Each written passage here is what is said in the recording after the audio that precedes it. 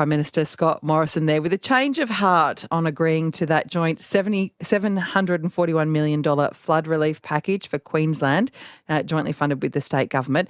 But that change of heart for flood recovery funding for Queensland then got him into some hot water in northern New South Wales, with some residents there asking why similar measures aren't on the table for their regions. But as that political to and fro was playing out on the national stage this week in flood-affected homes across the southeast of Queensland, the cleanup, the recovery, it all continues 6 weeks after the deluge. One of the hardest hit areas was the low-lying Ipswich suburb of Goodna.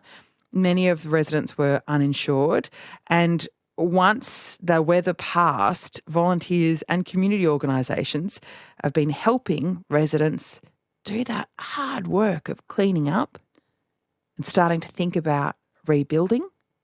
One organisation helping out was Samaritan's Purse, a group that provides emergency relief and assistance around the world, really, in times of need. Stuart Beveridge is the acting program manager for the Goodna disaster relief deployment. And I asked him just how many volunteers from the organisation had been involved there. All right, so far we have fielded 116 volunteers in an orange shirt, and we've been out here over the last 5 weeks or so helping people empty their homes, remove mould-affected wall linings, wash out the buildings so that we've gotten rid of all the mud and the mould, and then sanitise the building so that it is ready for a rebuild. That sounds like an awful lot of work. How many Goodna residents have you been helping do this? Yeah, we've certainly been busy. We've written 73 work orders, and as of today, I think we've completed 43 of them. So and that ranges from a complete home clean out and wall removal, all the way down to someone's shed is filled with muddy things that they just don't have the energy or the capacity to move. And so we've helped with that as well. So there's been a big range of jobs that we've been able to help with people. Talking about that lack of energy, how's the community holding up with this kind of a challenge before them over the last 5 weeks? Where's the heart at the moment? Tears are never far away, Kate. People are feeling weary and tired.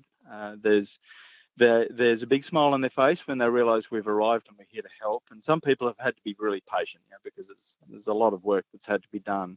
But in the midst of that, we see how brittle people are, and it's an amazing privilege that we get to stand with them, and we'll have those opportunities to stand with someone and hold the tissues or let them cry behind their sunglasses and just be respectful about that and give them the space to let their emotions out a little. They've been so brave and so resilient, holding on and doing the best that they can. But sometimes it's when help arrives, that's when they feel like, oh, I can breathe. But in that we spend time with people, we let them tell their story, and sadly, the flood is just the latest thing to happen for so many people. We hear the stories about what has happened only a week ago, only a month ago, the health emergencies, the job strains, the relationship issues. It feels like people are living with one thing packed on top of another, and this flood has certainly been overwhelming for them. So getting help in their time of need, that's what we want to be about. Because it's not just that physical, practical care, it's also that emotional and even spiritual support that we bring as well. That's what I was reflecting on as you were speaking there, because all of that hard work that you were talking about, the mould removal, the cleaning and all of that, that's practical and I'm sure very gratefully received. But to have that ear and that care, how critical is that? Yeah, very critical, because we're a whole person. We're not just a physical shell. We've got a soul, we've got a mind, we've got a heart, and the physical is very important because people need a safe, secure, altogether home to live in and have their memories in and do life in. But there's also that part of them that needs to be able to express the thoughts, the feelings, the fears, the anxieties, the pain. And so I'm actually as well as managing this deployment, I'm actually the Australian manager for a team of chaplains that we deployed besides Samaritan's Purse to floods, fires, cyclones, shootings, things like that. And Yeah, they're trained in how to respond appropriately to people in crisis, so that the person feels heard, respected, understood, empathised with, and cared for. We don't march in with our own stories. We come in prepared to listen and to give people a safe place for them to express their thoughts, their feelings. And they always feel better afterwards, having been heard and treated like a real human being with real emotions. It's actually empowering for people, Kate, because they feel like, yep, you're doing my home, but you're also caring for me as an individual, as a person. It's very empowering for them. How much work is there still to be done in Goodna? I'm sure that there are people we haven't even heard about yet. I think there's still a bit to do. But our work order list is, as I said, 72 jobs. We've got 14 left to go. And what happens at the end of that when those 14 are all ticked off, assuming that Yeah. aren't added to the list, which could happen? Yeah, well, it could, and we will stay until those work orders are finished.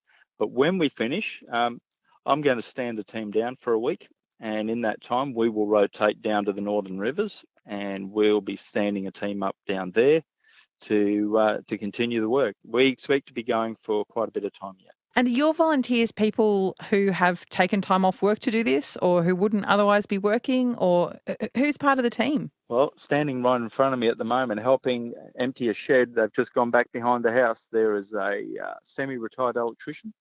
There is a anaesthetics nurse who isn't working at the moment. I've got a radiologist who's in between jobs. I've got a young fella from the army who's given me a day or two. I've got people from all walks of life, all ages, from 75 all the way down to 20.